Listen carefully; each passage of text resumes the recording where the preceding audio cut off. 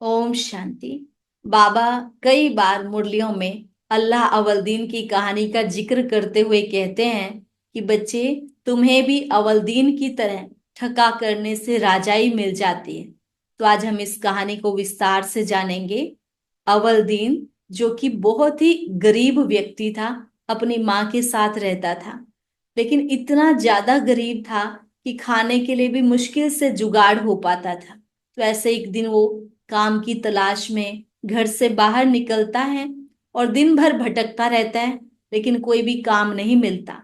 और शाम को थक हार कर जब वापस घर लौटता है तो उसकी माँ को चिंता में बैठे हुए देखता है। तो उसकी माँ उसको बताती है कि बेटा अवलदीन, अब तो खाने के लिए बहुत थोड़ा राशन बचा है, शायद आज का काम मुश्किल से चलेगा। ऐसे दोनों माँ बेटा थोड़ा चिंता में बैठ जाते हैं, सोच विचार कर ही रहे होते हैं कि अचानक कोई दरवाजा खटखटाता है।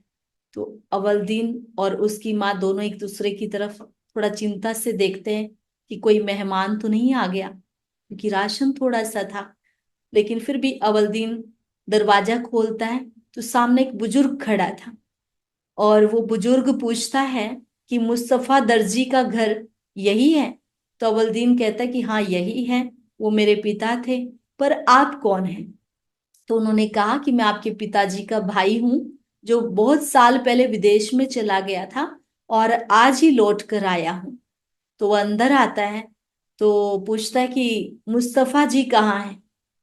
तो अवलदीन की माँ कहती है कि उनकी तो कई वर्ष पहले मौत हो चुकी है, अब तो बस एक ही बेटा है। और घर की हालत तो आप देख ही रहे हो, बहुत नाजुक है। तो बुजुर्ग कहता है कि अब तुम्हें कोई चिंता करने की जरूरत नहीं, अब तो मैं आ गया हूँ। जाओ बेटा अवलदीन, ये कुछ पैसे लो और राशन का सामान खरीद करके लाओ। तो ऐसा कहते अवलदीन कुछ सामान लेकर के आता है और उस रात सभी मिलके अच्छे से पेट भर के भोजन करते हैं। शाम को सोने से पहले जो अवलदीन के चाचा थे वो कहते हैं कि अब तो बस मैं यही रहूंगा, मैंने बहुत पैसे कमा लिए हैं, आप लोगों को चिंता करने की जरूरत नहीं है। कल मैं अवलदीन को भी कुछ काम से बाहर ले जाऊंगा, शाम होने से पहले लौट आएंगे। और अगले दिन अवलदीन का चाचा, जो कि वास्तव में उसका चाचा नहीं था, एक बहुत बड़ा जादूगर था, अवलदीन को लेकर के शहर से बाहर जाता है जंगल की तरफ। और जंगल के रास्ते में उनको एक बड़ी सी गुफा दिखाई देती है। तो अवलदीन को कहता है चलो इसका पत्थर हटाते हैं, दोनों मिलके पत्थर हटाते हैं। और वो अवलदीन को कहता है कि इस गुफा के अंदर जाओ सीधा नीचे, और अंदर जाकर के कोई पुराना सा दीपक मिलेगा, वो तुम्हें उठाकर लेकर आना है। अवलदीन अपने चाचा का कहना मानकर अंदर चला जाता है। और जैसे वो अंदर जाता है तो उसको एक कोठरी दिखाई देती है। कोठरी के अंदर जाते ही उसकी आंखें चौंधिया जाती हैं, क्योंकि वहां बहुत सारे हीरे मोती, बेशकीमती चीजें रखी थी। तो वो क्या करता है, कुछ एक हीरे उठा के अपनी जेब में डाल लेता है, कुछ एक झोली में डाल लेता है। तभी उसको आवाज सुनाई देती है, अवलदीन जल्दी से दीपक बाहर लेकर आओ। तो उसको याद आता है, अच्छा मुझे दीपक भी उठाना है। तो वो इधर उधर नजर दौड़ाता है तो एक कोने में उसको पुराना सा दीपक पड़ा हुआ दिखाई देता है, जिस पर धूल लगी हुई थी। तो उस दीपक को उठाता है और गुफा के द्वार पर पहुंच जाता है। और जैसे ही द्वार पर पहुंचता है तो अपने चाचा को आवाज लगाता है कि चाचा, आप मेरा हाथ पकड़ के ऊपर खींच लीजिए।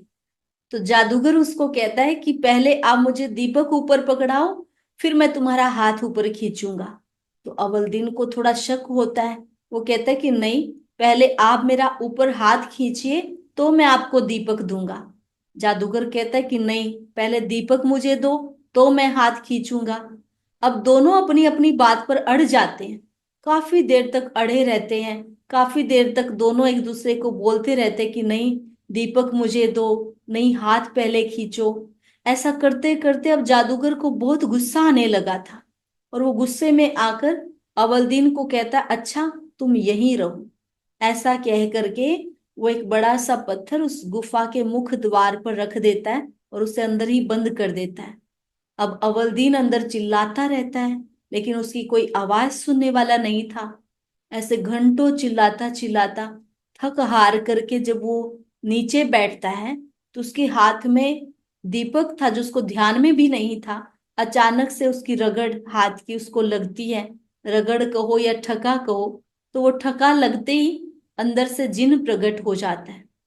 अब जैसे जिन प्रकट होता है अवलदीन और ज्यादा डर जाता है, लेकिन वो जिन उससे कहता है कि मालिक आप आज्ञा करें, मैं हाजिर हूं।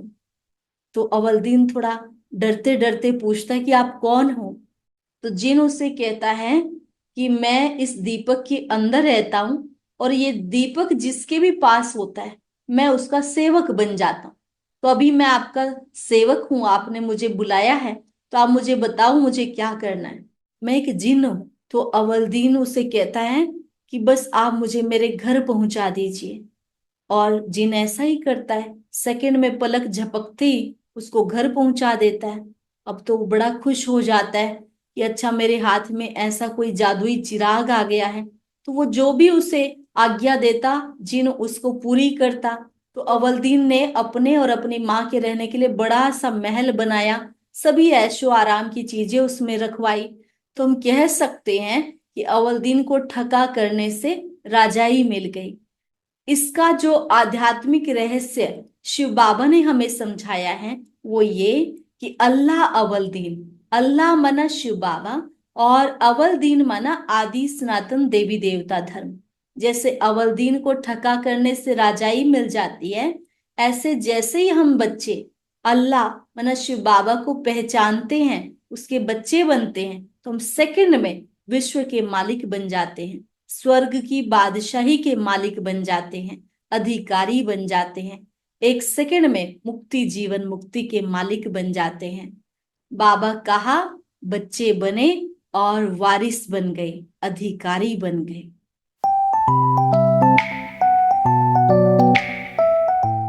और अब यह एक बहुत अच्छी वीडियो भी जरूर देखें।